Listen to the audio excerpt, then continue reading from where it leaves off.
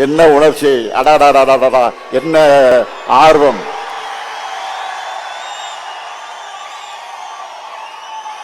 என் உயிரோடு கலந்திருக்கக்கூடிய முத்தமிழங்க தலைவர் கலைஞர் அவர்களின் உடன்பிறப்புகளே, உங்களுக்கு என்னுடைய முதல் வணக்கம். கொட்டும் மழையிலே தான் அறிஞர் அண்ணா அவர்கள்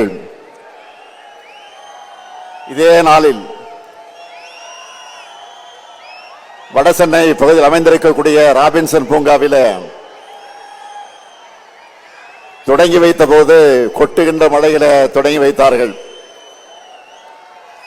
கொட்டுகின்ற முறையில தொடங்கி வைத்த இந்த கழகம் 75 ஆண்டு காலம் மட்டுமல்ல, 100 ஆண்டு நாம் காண போகிறோம்.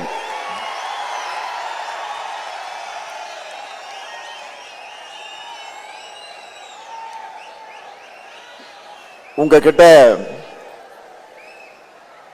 பேசுறதை விட